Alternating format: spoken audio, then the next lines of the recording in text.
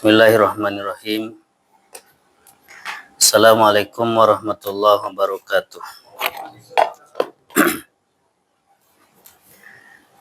Innal hamdalillah nahmaduhu wa nasta'inuhu wa nastaghfiruh wa na'udzu billahi min shururi anfusina wa min sayyiati a'malina may yahdihillahu fala mudhillalah wa may yudlil fala hadiyalah.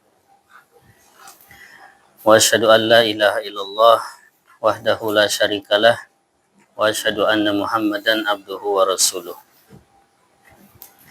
Ya ayyuhalladzina amanu taqullaha haqqa tuqatih wa la tamutunna illa wa antum muslimun, amma ba'd. Ikhwan fiddin rahimani wa rahimakumullah. Alhamdulillah, pada malam hari ini kita berjumpa kembali di majelis rutin kita setiap hari Ahad pekan ketiga, membahas kitab Tawdihul Ahkam. Mudah-mudahan memberi faidah untuk kita semua. Salawat dan salam mudah-mudahan tercurah pada Nabi kita Nabi Muhammad SAW beserta keluarga beliau, para sahabatnya dan para pengikutnya. Taib, ini adalah pertemuan keempat ya, dan masih membahas babul miyah, bab yang berkaitan dengan air. Jadi sudah 4 bulan berarti, kalau pertemuan keempat sudah 4 bulan ya, tapi kita masih bab air. Ya, tapi nggak apa-apa, karena memang belajar itu tidak bisa cepat ya. Seperti kata Imam Syafi'i rahimahullah, salah satu syarat mendapatkan ilmu adalah watuluz zaman, waktu yang panjang. Jadi tidak ada orang menjadi berilmu itu hanya waktu yang sebentar, apalagi instan, itu nggak ada.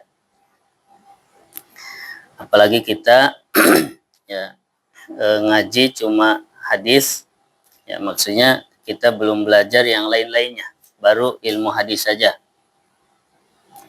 Tapi mudah-mudahan ya, walaupun sedikit-sedikit ya, tapi yang penting mudah-mudahan kita paham apa yang disampaikan. Baik, kita sudah masuk hadis ketiga ya, keempat. Hadis 4 ya.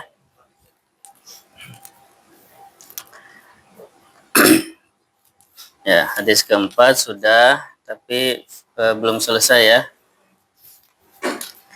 Berarti kita murojaah lagi hadis keempat ya, nanti mungkin baru masuk hadis kelima ya. Baik, hadis keempat. Hadis Abdullah ibnu Umar radhiyallahu anhuma, Rasulullah sallallahu alaihi wasallam sabda, "Idza kana al-ma'u kullataini lam yahmilil khabas wa fi lafdhin lam yanjus." Akhrajahul arba'atu wa sahhahahu Ibnu Huzaimah wal Hakim wa Ibnu Hibban. Rasulullah bersabda, apabila air itu 2 kullah. 2 kullah itu kemarin berapa liter?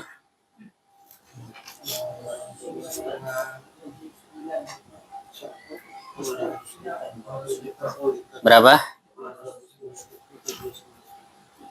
200.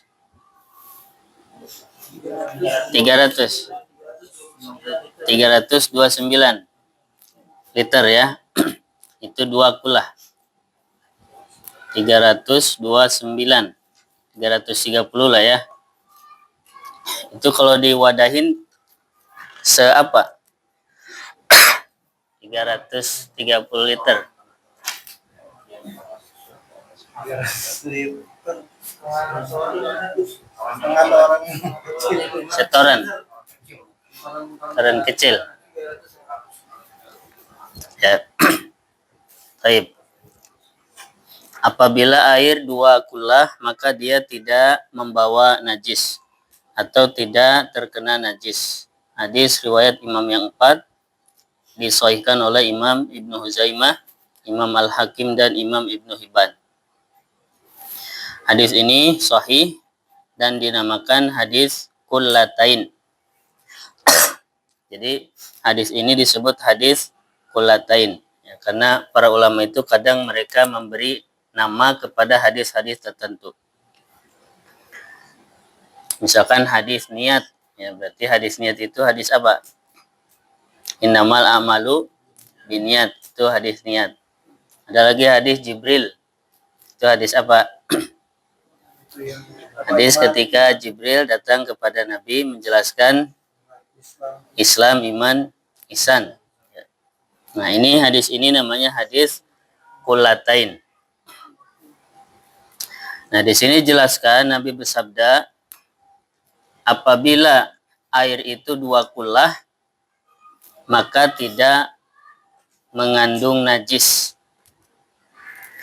Maksudnya, apabila tidak merubah sifat airnya, baik warnanya, rasanya, dan baunya. Jadi kalau airnya 2 kullah, kemasukan najis, kemudian tidak berubah, maka air itu suci dan mensucikan.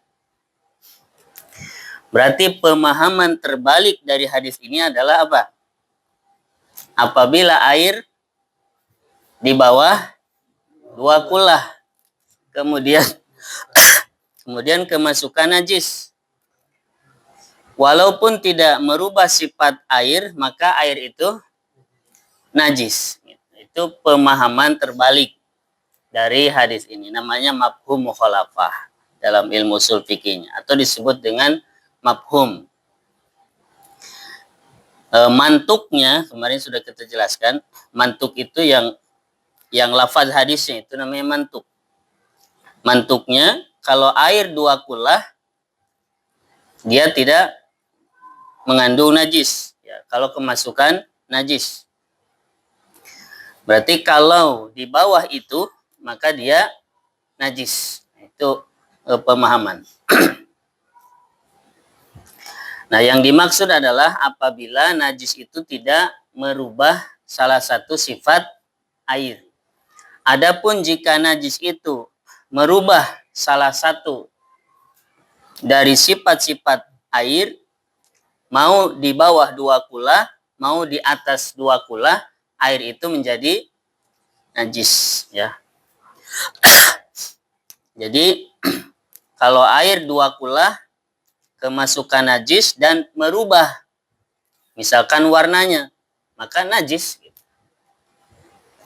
Jadi yang dimaksud apabila air 2 kullah kemudian tidak najis itu maksudnya kalau najis itu tidak merubah sifatnya. Dan pemahaman terbaliknya, kalau di bawah 2 kullah kemasukan najis, kemudian tidak berubah, maka air itu najis. Taib. Itu makna hadisnya. Sekarang kita baca faidah-faidahnya. Faidah yang pertama, innal ma'a idza balagha qullataini fa innahu yadfa'un najasah an nafsihi. Sesungguhnya air apabila mencapai 2 kullah, maka dia bisa menolak najis. Ya. Jadi najis itu tidak berpengaruh. Tidak berpengaruh kepada air tersebut selama tidak merubah sifat air. Wa hadza mantuqul hadis. Nah, ini disebut mantuqul hadis. Ya, mantuk namanya. Faidah yang kedua, mafhumul hadis anna madunal kullataini qad tu'athiru fihi najasah fayanjusu bi mulaqatiha. Adapun mafhum hadis, ya.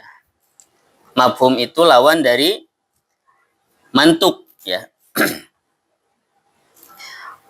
Mafhum dari hadis ini adalah bahwa yang di bawah 2 kullah itu bisa berpengaruh kepada air, ya. Atau najis bisa mempengaruhi air sehingga air itu menjadi najis hanya sekedar dengan kejatuhan najis, gitu. Baik berubah ataupun tidak, ya. Jadi kalau di bawah 2 kullah dengan jatuhnya najis ke situ otomatis menjadi najis, baik berubah atau tidak. Itu mafhum, ya. Mafhum itu di bawah mantuk, ya. Jadi kalau mantuk sama mafhum kuat mana? Kuat mantuk, ya. Ya. Jadi mantuk itu yang diucapkan, yang lafadz hadisnya itu namanya mantuk. Nah, dari mantuk itu kadang dipahami sesuatu, itu namanya mafhum. Tapi kadang mafhum itu bisa tidak dipakai, ya. Bisa tidak berlaku apabila ada hadis yang lainnya. Taib. Kemudian faidah yang ketiga di kitab antum, faidahnya ada berapa? Ada 4. Coba dibaca yang pertama, Pak. Coba siapa yang baca faidah-faidahnya?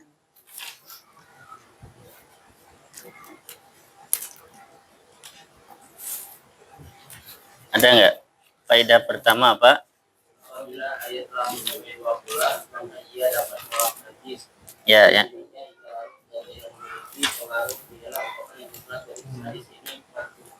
Yang kedua, makna tersirat hadis mafhum menyatakan bahwa ayat kurang dari 2 bulan kadang dapat dipengaruhi oleh najis dan menjadi najis apabila terkontaminasi oleh najis, tetapi terkadang juga tidak najis.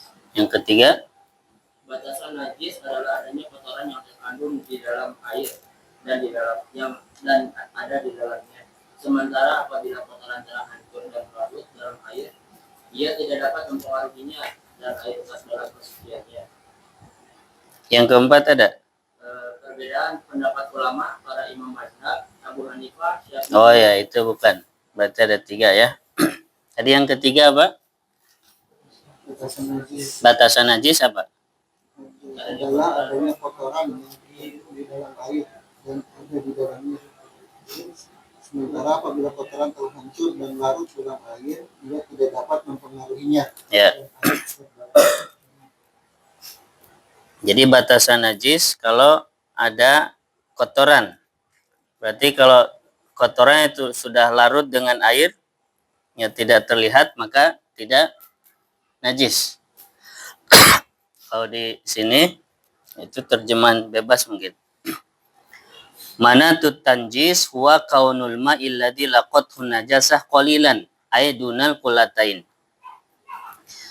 Jadi kategori menjadi najis itu apabila air yang terkena najis itu sedikit.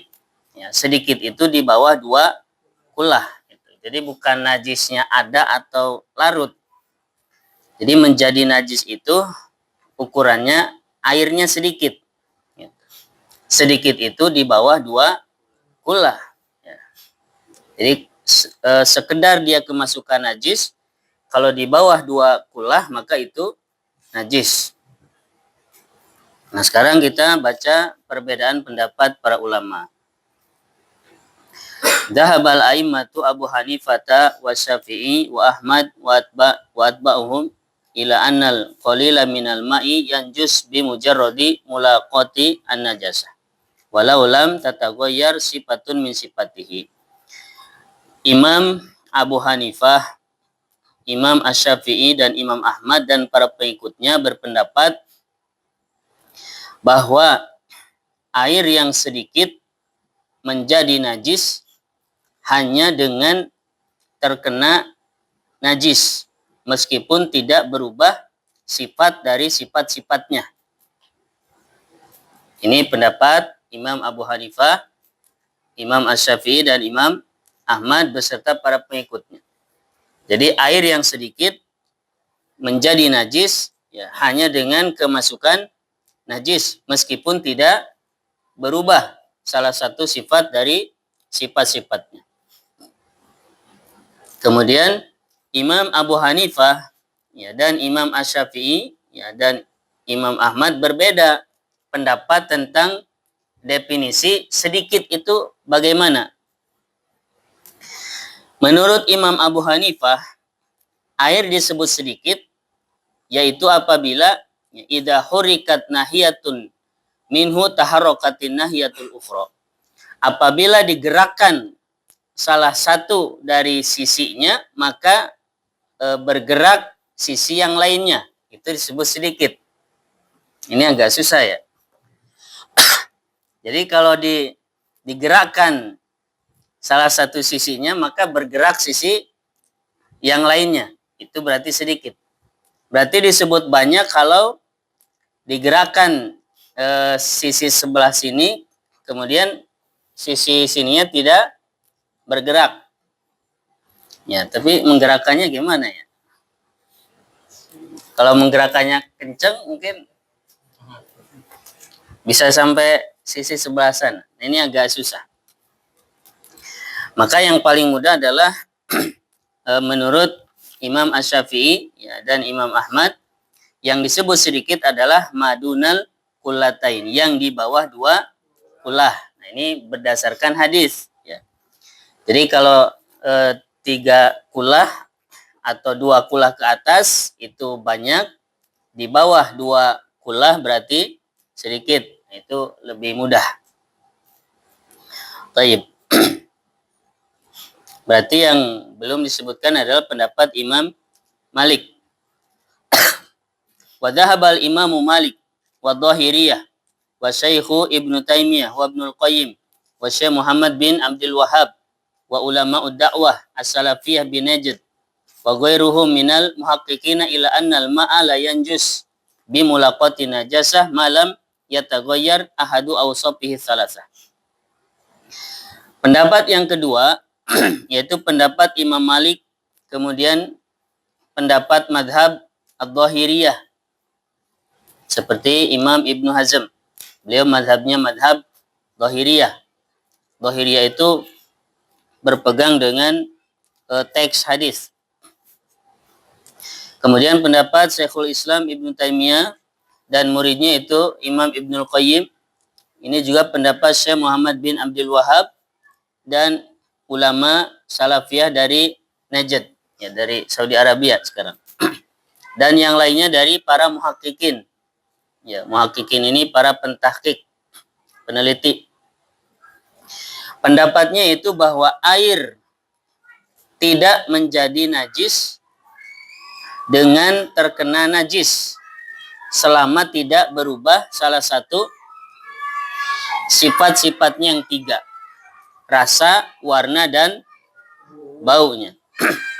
Itu. Jadi air tidak otomatis menjadi najis dengan kejatuhan najis selama tidak merubah salah satu sifatnya. Mau di bawah 2 kullah, mau di atas 2 kullah. Ini pendapat yang kedua. Jadi ada 2 pendapat.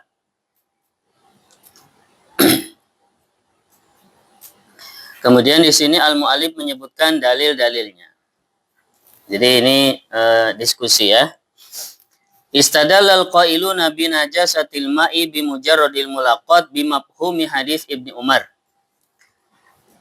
Yang berpendapat najisnya air hanya dengan terkena najis, dalilnya adalah mafhum hadis Ibnu Umar yang tadi kita baca. Ya. Jadi dalilnya adalah mafhum hadis Ibnu Umar ya, tentang hadis kullatain. Ya, karena mafhumnya adalah yang di bawah 2 kullah berarti mengandung najis. Ya. Dalam satu riwayat, idza balagha qullataini lam yunajjishu syai'. Apabila air mencapai 2 kullah, maka tidak menajiskannya sesuatu apapun. Maka pemahamannya adalah yang di bawah 2 kullah maka menjadi najis. Ya. Kalau Nabi menyebutkan di atas atau mencapai 2 kullah tidak menjadi najis, berarti di bawah 2 kullah menjadi najis. Itu mafhum namanya. Itu dalil pertama. Dalil yang kedua, mereka juga berdalil dengan hadis al-amru bi'iraqatil ina'i alladhi walagha fihil kalbu. Hadis di mana Nabi memerintahkan kita untuk membuang air dalam bejana yang dijilat oleh anjing. Ya. Walam yu'tabar at-taghayyur. Ya, dan di situ tidak ada perubahan. Ya kan ada hadis ya. Idza walagol kalbu fi ina'i ahadikum falyurikhu. Ya, apabila ada anjing kemudian menjilat air di bejana salah seorang di antara kalian, maka buang air itu. Nah, sekarang air misalkan seember. Ya, terkena jilatan anjing. Kira-kira merubah nggak salah satu sifat airnya? Perkiraan. Berubah nggak? Enggak kan? Tapi Nabi menyuruh untuk membuang. Nah, kata ulama pendapat yang pertama, perintah Nabi untuk membuang air yang dijilat anjing itu menunjukkan itu najis. Ya. Padahal air dijilat anjing itu tidak berubah. Ya. Kemudian Nabi suruh buang. Ya, berarti itu airnya najis. Ya. Nah, ulama yang lain yang berpendapat tidak najis kalau tidak berubah, berpendapat air dibuang itu belum tentu itu karena najis. Ya. Jadi Nabi menyuruh membuang, alasannya belum tentu itu karena najis. Ya. Bisa aja airnya mah tidak najis, ya tapi suruh dibuang aja. Ya, mungkin karena tidak sehat atau yang lainnya. Itu dalil yang kedua. Ya. Jadi dalil yang pertama mafhum hadis Ibnu Umar, dalil yang kedua adalah hadis Nabi memerintahkan membuang air yang terkena jilatan anjing. Wa hadisul qullataini la yukhalifu fihil Hanafiyah. Dalika annal qullataini idza subbata fi mawdi'in fa innahu la yataharrak ahadu janibaihi bitahrikil akhar. Kemudian hadis 2 kullah ini tidak menyelisihi mazhab Hanafiyah. Mazhab Imam Abu Hanifah tadi menyebutkan air sedikit itu kalau digerakkan dari salah satu sisinya maka bergerak dari sisi yang lainnya. Nah, hadis ini tidak bertentangan dengan mazhab Hanafiyah karena air 2 kullah kalau digerakkan ya, atau ditaruh di satu sisi ya, kemudian digerakkan maka sisi yang lainnya tidak bergerak ya. Jadi sebetulnya pendapat Imam Abu Hanifah itu sama dengan pendapat Imam Asy-Syafi'i dan Imam Ahmad ya. Jadi jumlah air disebut banyak itu 2 kullah, disebut sedikit itu di bawah 2 kullah. Tapi ini dalil pendapat yang pertama. Jadi dalilnya ada 2. Sekarang dalil pendapat yang kedua. Wa amma adillatul ladina la yarawna tanjis illa bitaghayyur faminha haditsul qullatain. Adapun dalil para ulama yang berpendapat tidak najis kecuali dengan berubah sifatnya. Ini pendapat kedua. Jadi air tidak najis hanya dengan terkena najis. Menjadi najis itu kalau berubah salah satu sifatnya. Nah, dalilnya adalah hadisul kullatain.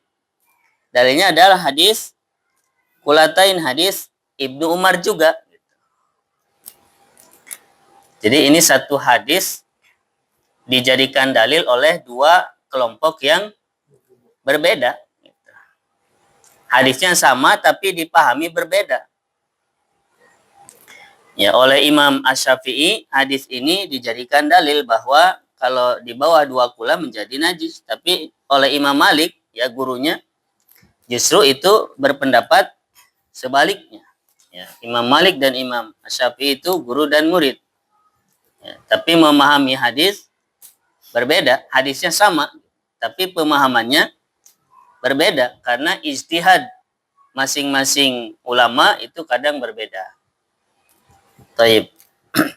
Nah, bagaimana bisa berdalil dengan hadis ini dengan mengatakan air tidak menjadi najis kecuali apabila berubah? Fa inna ma'nal hadis annal ma'al ladzi balagha qullataini la yanjus bi mujarradi al mulaqat li'annahu la yahmilul anjas wa tadmahillu fih. Karena makna hadis, ya, makna hadis kullatain bahwa air yang mencapai 2 kullah dia tidak najis dengan sekedar terkena najis.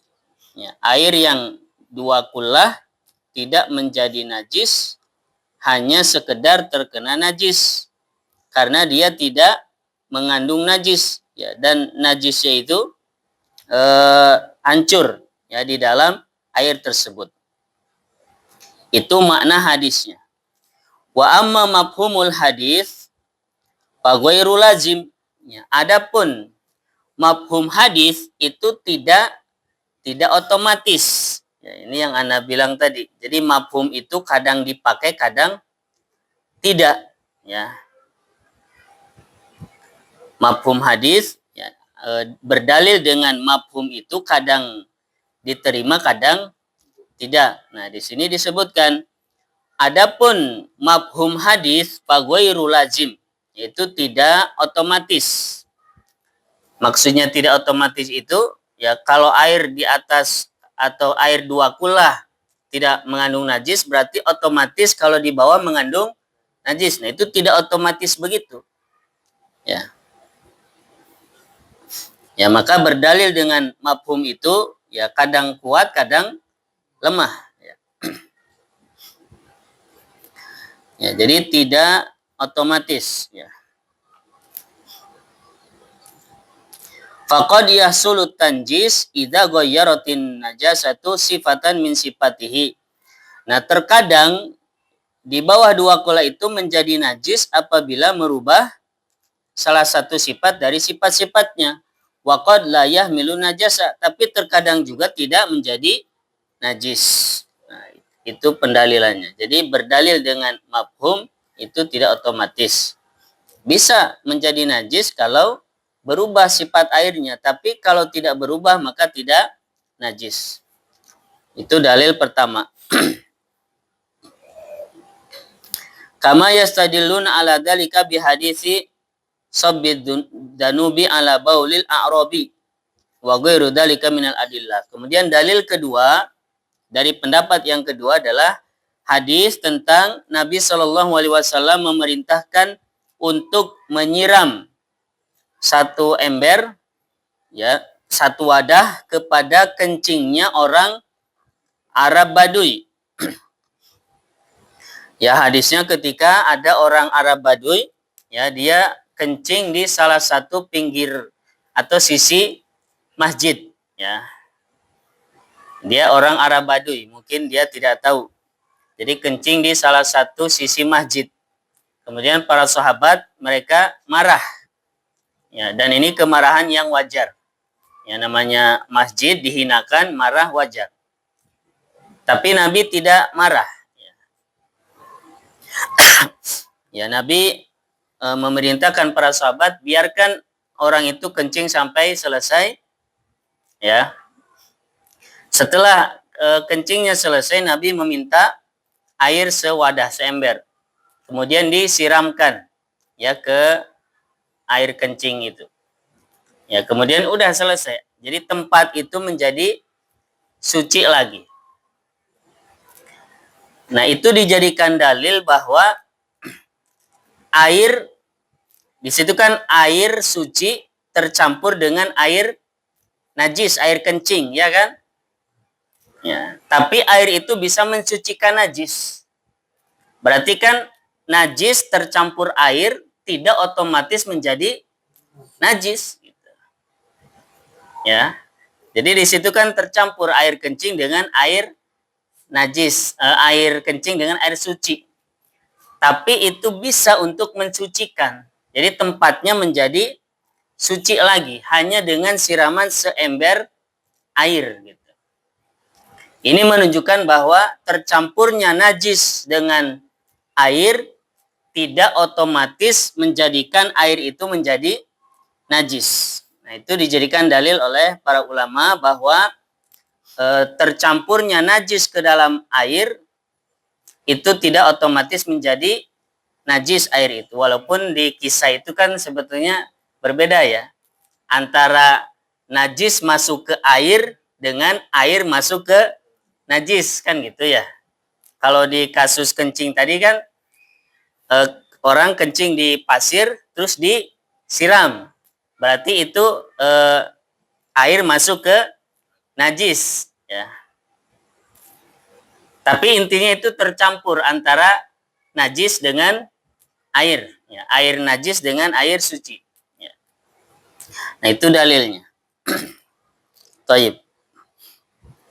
Dan berdalil dengan dalil-dalil yang lain. Nah, ini dalil dari dua pendapat ya. Nah, bagaimana pentarjihan ya atau pemilihan pendapat yang kuat ya oleh al-muallif. Di sini dibawakan pendapat Imam Ibnul Qayyim.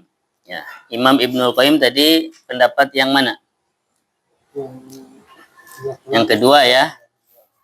Pendapat yang kedua bahwa air tidak menjadi najis kecuali apabila berubah. Nah, berkata Imam Ibnul Qayyim, alladzi taqtadihil usul annal ma'a idza lam tughayyirhun najasatu fa innahu la yanjus.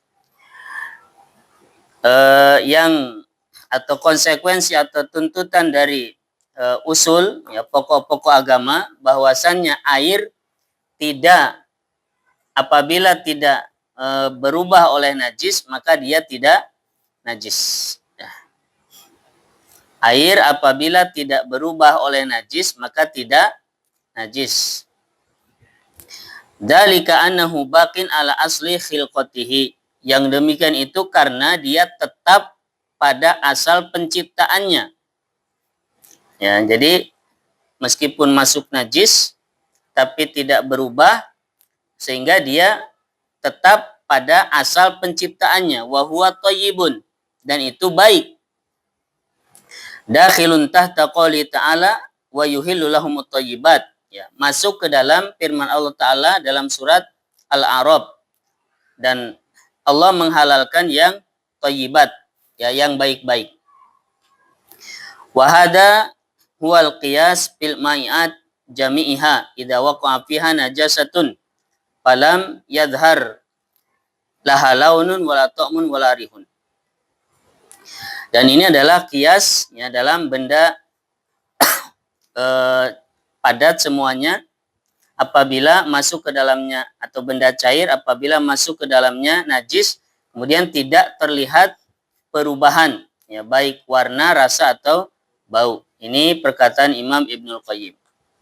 Ya, jadi air apabila kemasukan najis kemudian tidak merubah sifat airnya maka dia tidak najis ya, dia disebut thayyib ya, yang baik.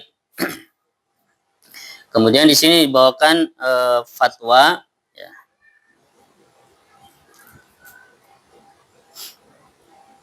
Ya, ada qoror ya, ketetapan fatwa dari Hay'ah Kibaril Ulama. Hay'ah Kibaril Ulama ini di Saudi Arabia ya. semacam majelis ulama kalau di kita. Cuma bedanya kalau Hay'ah Kibaril Ulama ini resmi dari negara. Beda dengan MUI. Kalau MUI mungkin semacam ormas, kalau di kita mungkin ya Kementerian Agama. Tapi bidang fatwanya. Nah, kita baca sedikit. Ini keputusannya. Binaan ala ma dzakarahu ahlul ilmi min annal ma'al katsiral mutaghayyir binajasah yadhur idza zala taghayyuruhu binafsihi. Berdasarkan yang disebutkan oleh para ulama bahwasanya air yang banyak yang berubah dengan najis dia menjadi suci apabila perubahannya hilang dengan sendirinya. Air yang banyak kemasukan najis, kemudian berubah salah satu sifatnya, maka dia najis, ya kan? Kemudian najis itu bisa menjadi hilang atau dia menjadi suci lagi apabila perubahannya hilang dengan sendirinya. Hilang dengan sendirinya itu maksudnya dia nggak diapa-apain tapi dia hilang sendiri. Misalkan pertamanya kena najis, tiba-tiba jadi bau. Kemudian dibiarkan lama-lama baunya hilang. Berarti dia menjadi suci kembali. Au bi idhofati ma'in tahurin ilai. Atau dengan memasukkan air suci ke dalamnya. Ya, misalkan air banyak kena najis, terus berubah warnanya atau baunya, maka itu kan najis. Kemudian kita masukin air lagi seember ke situ. Kemudian berubah lagi, tadinya bau menjadi tidak bau, berarti air itu menjadi suci lagi. Ya. Jadi dengan hilang baunya dia menjadi suci lagi. Atau dengan dimasukkan air, ya, kemudian yang tadinya bau menjadi tidak bau, maka itu juga menjadi suci. Auzala taghayyuruhu bituli muksin, atau perubahannya itu hilang dengan didiamkan dalam waktu yang lama. Ya, misalkan air najis, kemudian didiamkan lama, setelah didiamkan, air itu kembali ke asalnya. Tadinya bau, jadi tidak bau. Tadinya warnanya berubah, jadi kembali lagi. Itu menjadi suci juga. Jadi yang tadinya najis menjadi suci itu caranya banyak. Dan ini bukan hanya dalam air saja. Semua najis yang ringan dan pertengahan itu sama. Seperti ini teori menghilangkan najisnya. Misalkan ada spray ya, atau sarung terkena air kencing, itu kan najis. Bagaimana menghilangkan najisnya? Ya, bisa disiram dengan air atau bisa dibiarkan sampai baunya hilang atau kena matahari. Ya, jadi tidak harus disiram air. Dengan hilang sendirinya baunya misalnya, maka dia menjadi suci kembali. Begitu juga air. Au ta'siru syamsi, atau dengan pengaruh matahari, ya, dengan dijemur misalkan. Wa mururu riyah, atau adanya angin atau yang sejenisnya. Li zawalil hukmi bi zawali illatihi. Karena hilangnya hukum dengan hilang alasannya. Itu yaitu kaidah usul fikih. Adanya hukum dengan adanya alasannya, itu usul fikih. Jadi air ini menjadi najis karena apa? Karena ada perubahan. Ya, air menjadi najis karena ada perubahan. Berarti kalau perubahannya sudah hilang, airnya juga berubah. Tadinya najis menjadi suci lagi. Ya. Karena dia menjadi najis karena berubah. Berarti kalau perubahannya sudah hilang, status najisnya juga hilang. Itu, ya. Jadi hukum itu bergantung ilahnya. Kalau ilahnya ada, hukumnya ada. Kalau ilahnya tidak ada, berarti hukumnya juga tidak ada. Thayyib.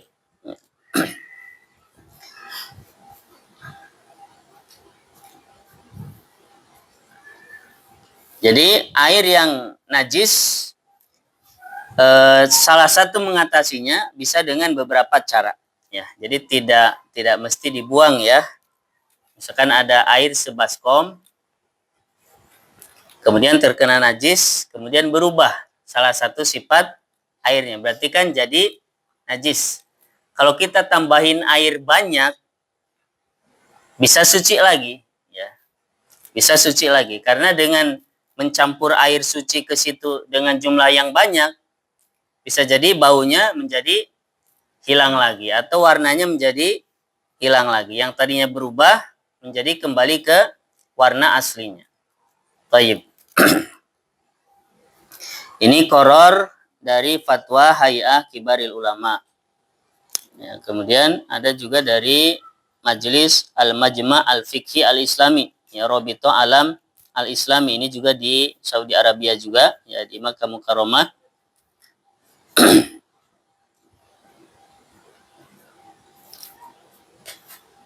Ya, ini tentang menghilangkan najis ya pada air ya. Jadi ini nggak jauh berbeda. Nah, di sini tidak ada pentarjihan dari Al-Mu'allif rahimahullah. Tapi beliau mengisyaratkan ya dengan membawakan pendapat Imam Ibnul Qayyim ya. Itu isyarat bahwasannya pendapat yang lebih kuat adalah pendapat yang kedua ya. Bahwa air di bawah 2 kullah apabila terkena najis tidak otomatis menjadi najis ya. Menjadi najis apabila merubah salah satu sifatnya. Tapi kalau tidak merubah, maka dia tetap air suci. Ya, itu pendapat yang kedua. Wallahu a'lam bishawab. Selesai pembahasan hadis yang keempat, ya, tentang hadis kulatain. Jadi tidak ada bedanya 2 kullah atau di bawah 2 kullah. Yang mempengaruhi najis atau tidak adalah perubahan. Ya, tidak hanya sekedar kemasukan najis. Ya, ini memang masalah khilafiyah. Ya, kalau nanti ada orang berpendapat kebalikannya, ya di bawah 2 kullah itu najis, ya nggak apa-apa, itu pendapat dia. Ya, tapi kalau kita berpendapat dengan pendapat Imam Malik, ya selama air itu tidak berubah, ya baunya tidak berubah, warnanya, rasanya, berarti kita anggap air itu masih suci. Karena kita diperintahkan berwudu itu dengan ma'an tohuro, ya air yang suci, tohur. Tohur itu suci dan mensucikan. Definisi suci dan mensucikan itu adalah air yang masih dalam ciptaan aslinya. Makanya air laut itu suci dan mensucikan meskipun rasanya apa? Asin, karena memang sejak awal air laut itu rasanya begitu. Ya. Jadi yang disebut air suci dan mensucikan adalah yang masih dalam bentuk aslinya. Ya. Begitu juga air kalau kemasukan najis, kalau dia tidak merubah apa-apa berarti dia masih bentuk aslinya, berarti masih disebut ma'an tahuro. Nah, barangkali itu ya. Untuk hadis yang kelima, ya.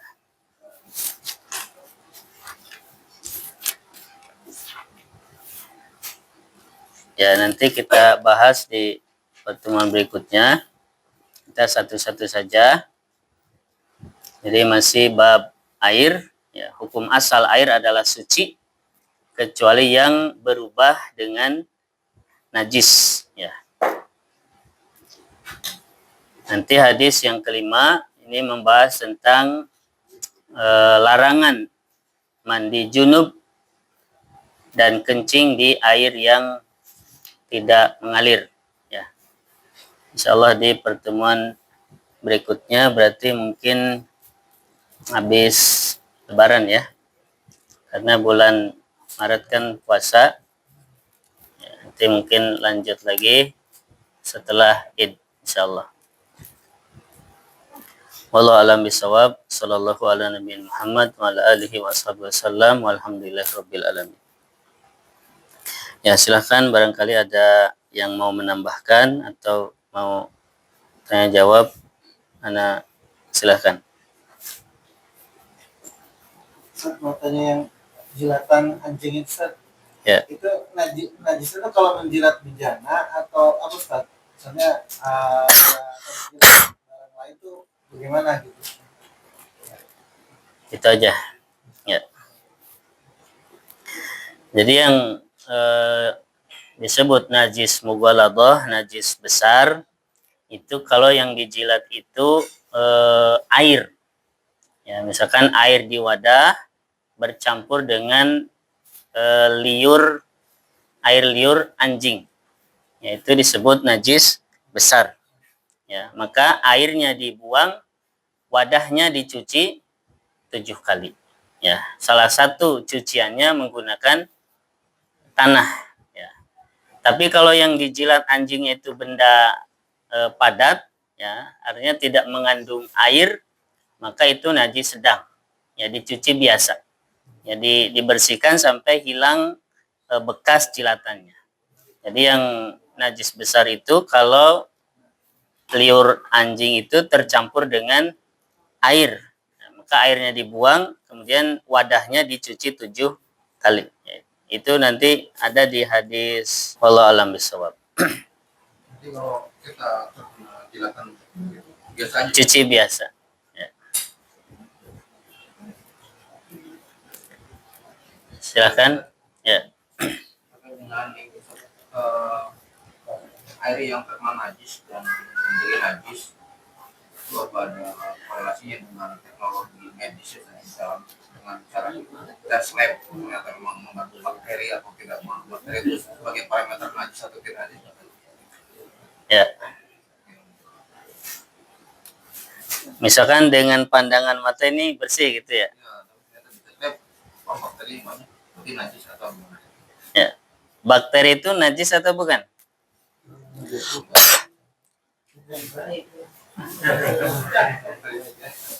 Najis atau bukan bakteri? Bukan. Ya kalau bukan berarti dia bukan najis, ya.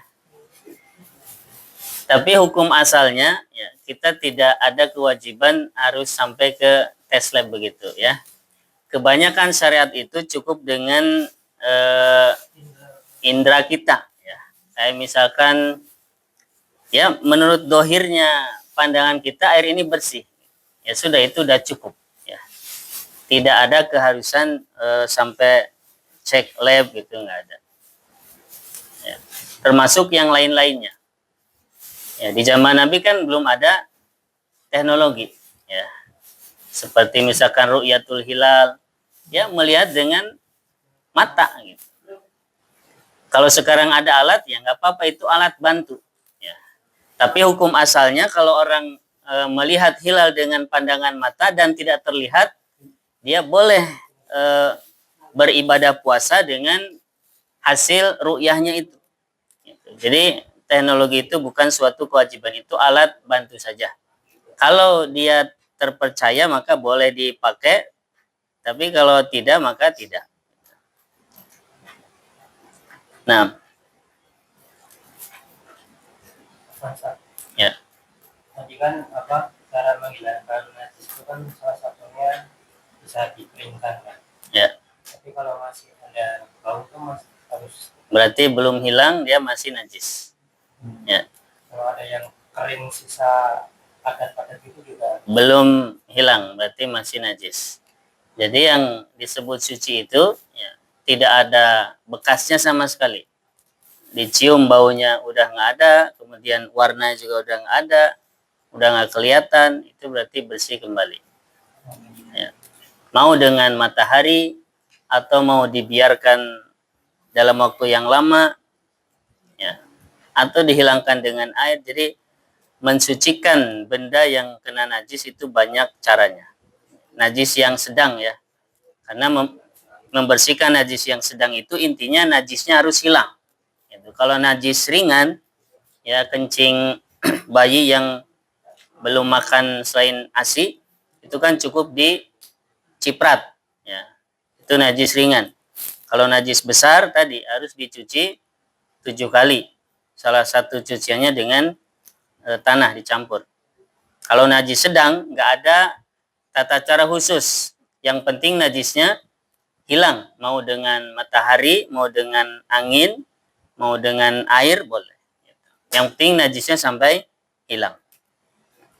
Kalau dengan matahari nggak hilang, ya mau nggak mau harus dengan air, ya dicuci. Wallahu a'lam bishawab.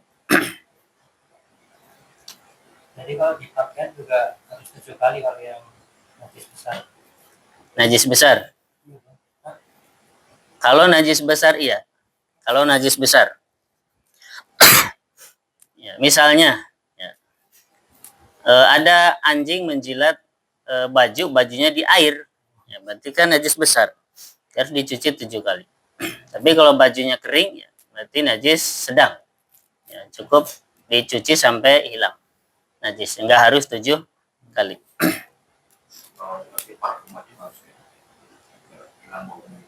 Ya kalau baunya hilang, warnanya hilang juga, ya boleh, nggak apa-apa. Ya, jadi najis sedang itu dengan cara apapun boleh. Yang penting najisnya hilang.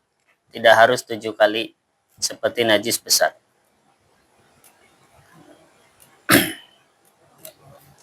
Ya, nanti ada bab menghilangkan najis, insyaallah.